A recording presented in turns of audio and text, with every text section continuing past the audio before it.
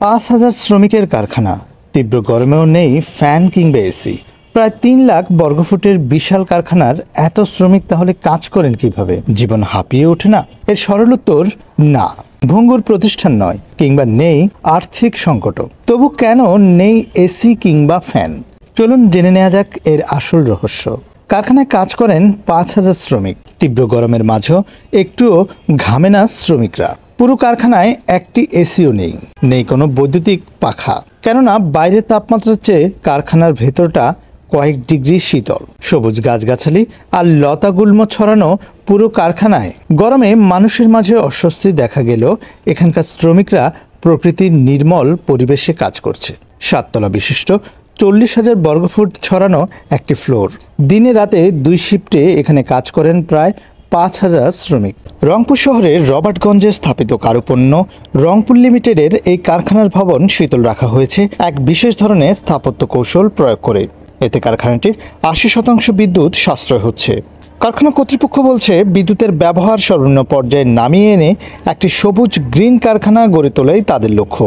কারখানার স্থাপত্য নকশায় এমন বিশেষ কৌশল প্রয়োগ করা হয়েছে যাতে কারখানার ভেতরে বাতাস প্রবাহিত হয়। নিচতলার লবিতে পুকুরের মতো ১৫,০০০ বর্গফুট ব্যাসার্ধের বড় বড় ৪টি জলাধারে ৫ লাখ লিটার পানি, সবুজ গাছপালা আর এই পানির উপর দিয়ে উড়ে আসা বাতাস চক্রাকার শূন্য স্তম্ভের মধ্য দিয়ে প্রবেশ করে কারখানার ভেতরে, তারপর বিভিন্ন তলায় উঠে যায়।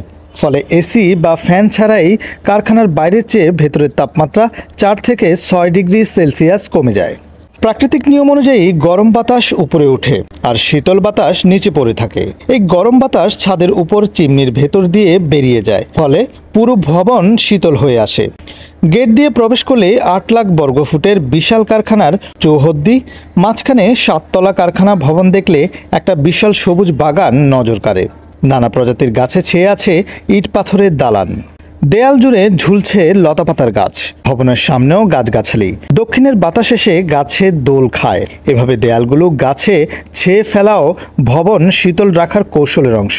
কারখানার কর্মকর্তারা বলেন, ভবনের দক্ষিণ দিকের দেয়ালে সূর্যের আলো এসে পড়ে। সূর্যের তাপ কারখানার দেয়ালে পড়ে, এর প্রভাব যেন ভেতরে না যায়, এজন্য ভবনের প্রতি তলায় ৪.৫ ফুট দূরত্ব রেখে বারান্দা ও জানালা রয়েছে। সেই সঙ্গে বাইরের দেয়াল জুড়ে লাগানো হয়েছে সবুজ লতাপাতা গাছ। এ কারণে রোদের তাপ ভেতরে ঢুকতে পারে না। এছাড়া কারখানার দক্ষিণে সবুজ গাছগাছালি লাগানো রয়েছে। এই গাছে এসে দক্ষিণের গরম বাতাস বাধা পায়। ঘুরপাক খেতে খেতে কারখানার দেয়ালে গিয়ে গরম হাওয়া আরও শীতল হয়ে যায়। এই শতরঞ্জি তৈরির পেছনেও কারখানায় ব্যবহার করা হয় প্রাকৃতিক ও নবায়নকৃত কাঁচামাল। বছরে ৩,০০০ টন কটন মিলের তুলার বর্জ্য থেকে তৈরি হয় সুতা। তাছাড়া ১,২০০ টন গার্মেন্টস ফ্যাক্টরির বর্জ্য, জুট এবং ৪,৫০০ টন পাটের আঁশ ব্যবহার করা হচ্ছে এই কারখানায়। বর্জ্য নবায়ন করে পণ্য প্রস্তুত করার ফলে দূষণের হাত থেকে রক্ষা পাচ্ছে পরিবেশ ও প্রকৃতি। সবুজ পরিবেশে শ্রমিকেরা কাজ করলে তাদের মনটাও প্রফুল্ল থাকে। উৎপাদনে কোনো ব্যাঘাত সৃষ্টি হয় না। এখানে কাজ করার সূত্রে এই অঞ্চলের পরিবারগুলোতে বেড়েছে নারীর গুরুত্ব। সেবা বিভাগের একতলা ভবনের ছাদেও সবুজের বাগান। এটার নাম দেওয়া হয়েছে নন্দিনী পার্ক।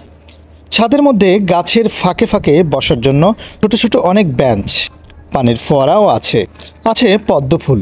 এখানে দুপুরের খাবার খান শ্রমিকেরা।